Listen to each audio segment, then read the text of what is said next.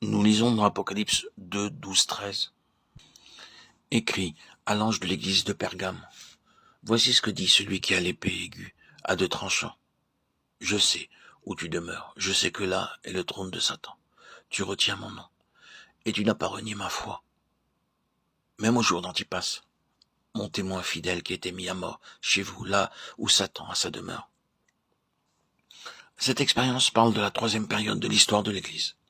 Lorsque l'empereur Constantin devient chrétien, on raconte que cet empereur, alors qu'il perdit une bataille, vit dans le ciel une croix brillante. Il fit le vœu que s'il gagnait la bataille, il deviendrait chrétien. Il gagna la bataille et embrassa le christianisme, mais sans une réelle expérience de la foi. Plusieurs de son armée l'imitèrent et devinrent aussi chrétiens.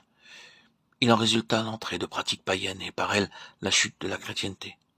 Beaucoup de rites, de coutumes et de pratiques du paganisme babylonien pénétrèrent dans l'Église pendant cette période. Par cela, nous devons apprendre comment être séparés, comment nous préserver des souillures du monde, des pratiques mondaines et de toutes sortes de méthodes païennes. Beaucoup de chrétiens, en ces jours, imitent le monde. Ils pensent posséder un très solide argument. Nous ne pouvons pas être différents, disent-ils. Mais nous devons être différents si nous désirons avoir un héritage céleste. Car nous sommes le peuple de Dieu, un peuple acquis. Vous, au contraire, vous êtes une race élue, un sacerdoce royal, une nation sainte, un peuple acquis, un Pierre de Neuf. Nous sommes un peuple différent et nous ne pouvons pas le nier. Nous vivons dans ce monde, mais nous ne sommes pas de ce monde. Nous sommes un peuple acquis et nous devons vivre une vie de séparation. Nous ne devrions pas nous souiller par les habitudes et les coutumes mondaines, par les méthodes et les comportements de ce monde, par les modes vestimentaires et que sais-je. Nous sommes un peuple acquis. N'aimez point le monde, ni les choses qui sont dans le monde. Si quelqu'un aime le monde, l'amour du Père n'est point en lui, car tout ce qui est dans le monde, la conduite de la chair, la convoitise des yeux et l'orgueil de la vie, ne vient point du Père, mais vient du monde. Et le monde passe, et sa convoitise aussi. Mais celui qui fait la volonté de Dieu demeure éternellement. 1 Jean 2,15. C'est à cause de tous ces désirs pleins de convoitises, mauvais et impurs, que les gens suivent les modes mondains.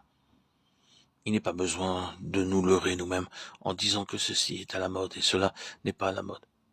C'est la convoitise et la convoitise seule, ainsi que l'impureté qui sont la cause de ces manières, de ces expressions et de ces vêtements mondains. Ce n'est pas la mode. Les cœurs sont devenus impurs et remplis de mal. Les fabricants qui veulent faire connaître leurs produits utilisent des images pleines de convoitise.